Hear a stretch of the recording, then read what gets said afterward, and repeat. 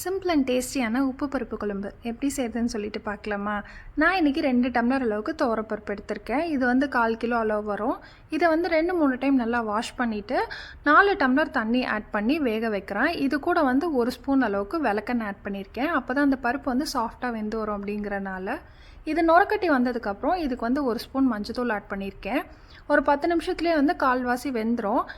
அப்போ வந்து இது கூட 2 மீடியம் சைஸ் தக்காளி ஆட் பண்ணிக்கோங்க. இது நல்லா கலந்து விட்டு ஒரு 1/4 மணி நேரம் வேக வைங்க. இது வந்து இந்த 3/4 பதம் வெந்து வந்துடும். அந்த பருப்பு வந்து பிரிஞ்சு வரதான் 3/4 பதம். இப்போ இதுக்கு ஒரு தாளிப்பு கொடுத்துடலாம். பேனில் எண்ணெய் ஊற்றி கடுகு போட்டு சின்ன வெங்காயம், வரமிளகாய், கருவேப்பிலை இது வந்து நல்லா வணக்கி விடுங்க. வணக்கினதுக்கப்புறமேட்டு அந்த பருப்பு கூட ஆட் பண்ணி நல்லா மிக்ஸ் பண்ணி ஒரு 5 நிமிஷம் டு 10 நிமிஷம் வேக வைங்க. அந்த பருப்பு வந்து ரொம்ப தண்ணியாட்டவும் இருக்கக்கூடாது, ரொம்ப கெட்டியாகவும் இருக்கக்கூடாது. இந்த மாதிரி ஸ்டேஜில் தான் இருக்கணும். ஏன்னா ரொம்ப கெட்டியாயிடுச்சுன்னா ஆறுனதுக்கப்புறம் இன்னும் ரொம்ப கெட்டியாயிடும். இந்த மாதிரி ஸ்டேஜ்லேயே ஆஃப் பண்ணிக்கோங்க. இப்போ வந்து கொத்தமல்லி தூவி இறக்கிடலாம். அவ்வளோதாங்க, சிம்பிள் அண்ட் ஈஸியான நல்ல டேஸ்டியான உப்பு பருப்பு குழம்பு ரெடி.